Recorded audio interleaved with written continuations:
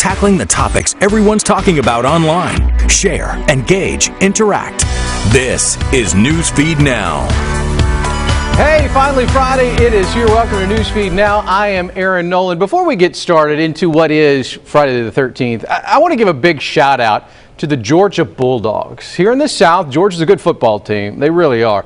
Saturday, they're taking on Arkansas State. But instead of wearing their normal red color, they've decided to blanket the stadium in pink. And not for one of their own, but for the opposing team's football coach. Arkansas State football coach Blake Anderson lost his wife Wendy to breast cancer recently. And in return, Georgia is doing everything they can to make Blake feel special. This is a story that's on the Washington Post right now. It's been shared all over social media. It's been on ESPN. This is a big story. Well done, Georgia. Arkansas State travels to Athens, Georgia to take on the Bulldogs tomorrow. But again, instead of red, they're going to be wearing pink. That is why I am wearing pink today. It is Pink for Wendy Day. Very cool story. All right, so now a time for the strange and the bizarre. It's Friday the 13th, and it's also a harvest moon. So is something crazy going to happen or nothing at all? Well, I want to turn to my youngest child to tell me what Friday the 13th on a harvest moon really is. Here's Lily.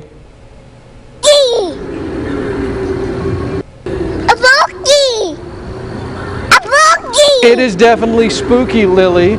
Let's chat more about that harvest moon and what it means. It gets its name because it provides extra light in the evenings, extended harvesting time for farmers.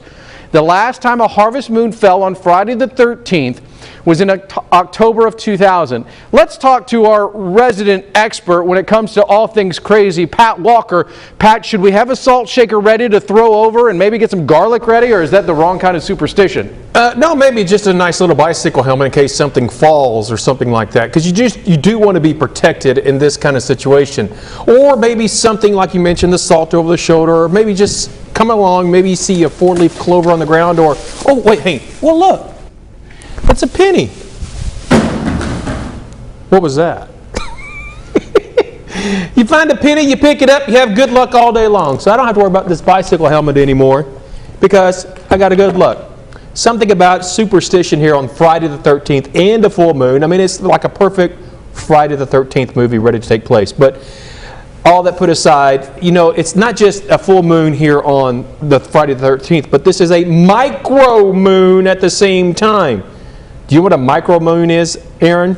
I'm assuming it's like a micro machine, which is one of my favorite toys. Mini micro machines. Up. You can talk real fast when you do it. You got to do it like the little announcer of the mini micro machines. No. I just think it's smaller.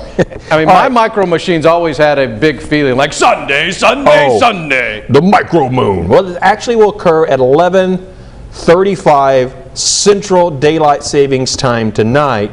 That's when the full moon is, and it's micro moon. You've heard of the super moon. We had all super blood moons, and we were having. That's when the moon was closer to the Earth, and it was appeared larger and brighter. Well, now it's a micro, meaning it's actually the farthest point Wait a minute. away. So, Pat, you're telling me that it's a micro moon, that it's small and not as bright, but if it's a harvest moon, that's extra bright. It kind of sets it off, right? This is like balances. Really spooky.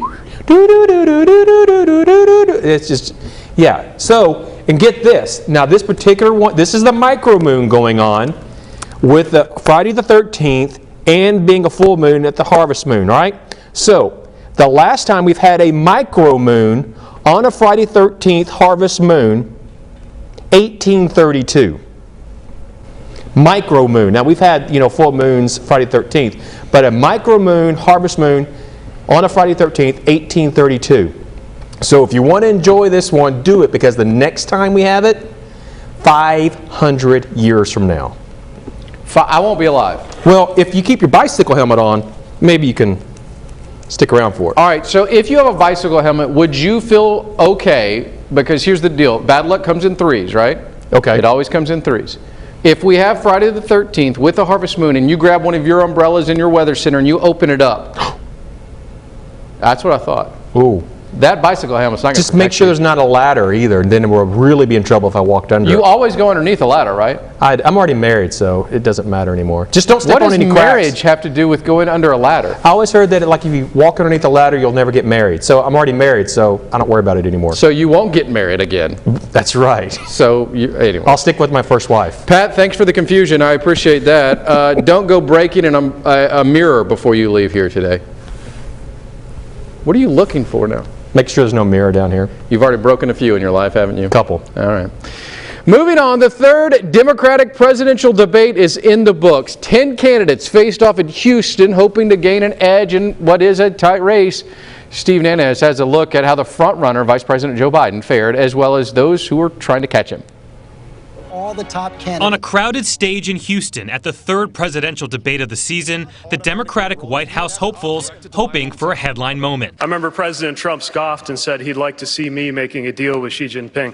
I'd like to see him making a deal with Xi Jinping. He is treating our farmers and our workers like poker chips in one of his bankrupt casinos.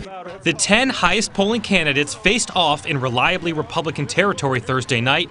Once again, all eyes were on Joe Biden as his rivals took shots at the former vice president, hoping to chip away at his lead. Hey, Joe, instead of saying no, we can't, let's say yes, we can. You said they would have to buy in. Have to buy in. If she qualifies for Medicaid, are you forgetting what you said 2 minutes ago?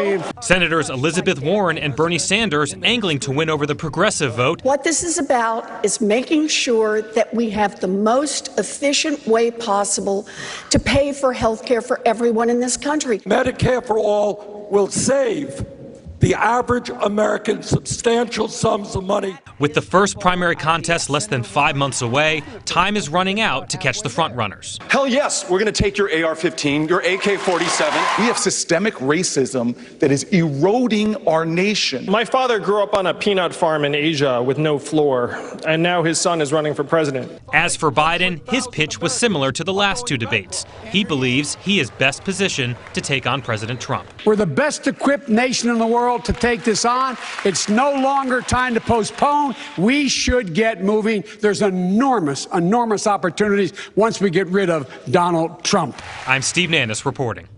Steve, thank you. Bree Jackson now joins us live from the White House. This is the first time we've been live from the White House lawn, Bree. Thank you for bringing this to us.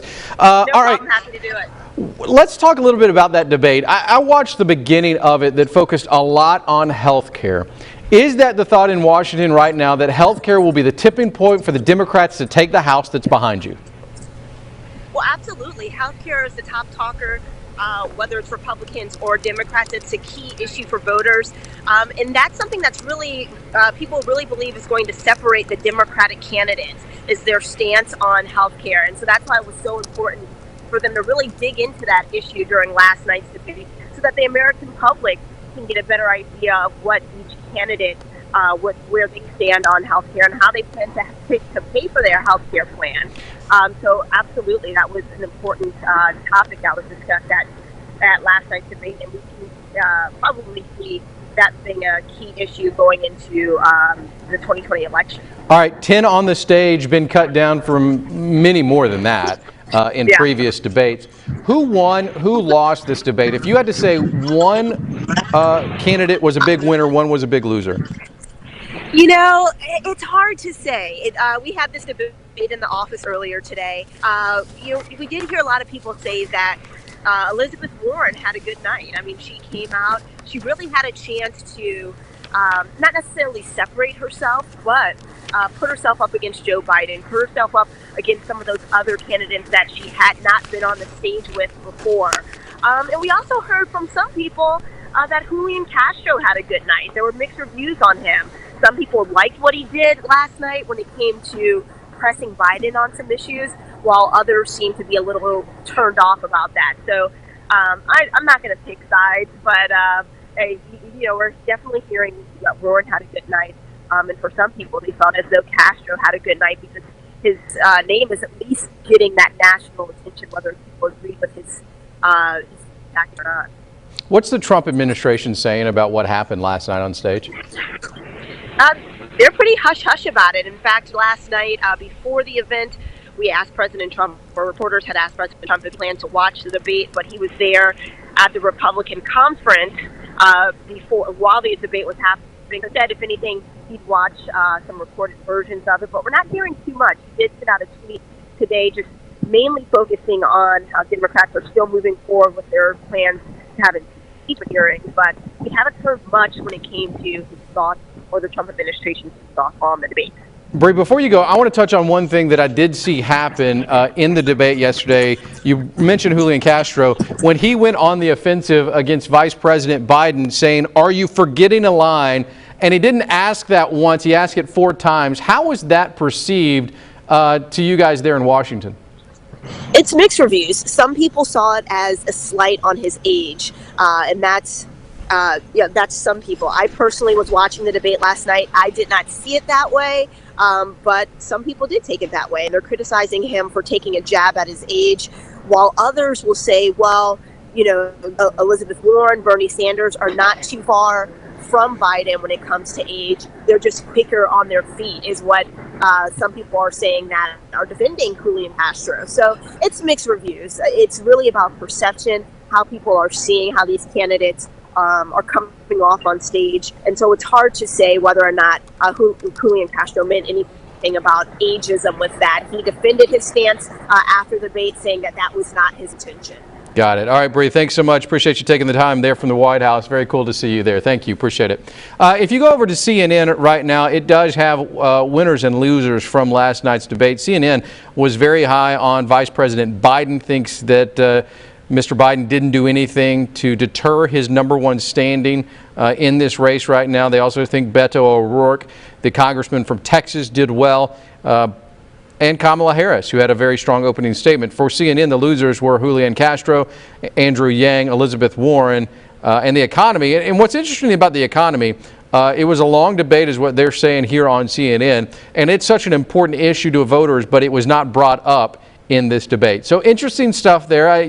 We won't have a wrong or a right until we have an election in November of next year. Still about 14 months away from that. Education now. A Mississippi middle school student is breaking the internet after scoring a 27 on her ACT. Lanaya Lewis takes us to Canton, where she sits down with 12-year-old Kristen Rhodes. I did not take it again. I want to aim higher. After scoring 27 on her ACT as a 6th grader, Kristen Rhodes says this is just the beginning. Last year, Kristen's teacher encouraged Rhodes to test her smarts on the college test after seeing how strong she was in class. Having her in the classroom actually helped my students. It was a competitive classroom and she made them better. Rhodes says she's been reading books since she was 2 years old, and since then she's had a love for studying. I'm pretty sure some of them actually study, but usually I'll write I usually write my notes, and after I write them, then I'm just good. I don't really have to go over them again. Something many of us can't do. Rhodes says her classmates knew she would do well, and her mother thought it was awesome. But she explains there were a good amount of questions she didn't know. At 5 minutes, and you still have ones you haven't gotten to, then I suggest that you go and you mark some answers for them. Just mark some answers? Mm-hmm. Okay. It's better to have a 20% chance than no chance. And for those looking to take the test and succeed in school, Kristen Rhodes has some advice. Your best is your best. If you went and did the best that Albert Einstein did, then that wouldn't be your best. That would be his best. Your best is different than anyone else's best. Linnea now joins us from Jackson. Linnea, obviously a fun story here. Did it inspire you to get back and maybe try to take that ACT again to see how well you could do against her?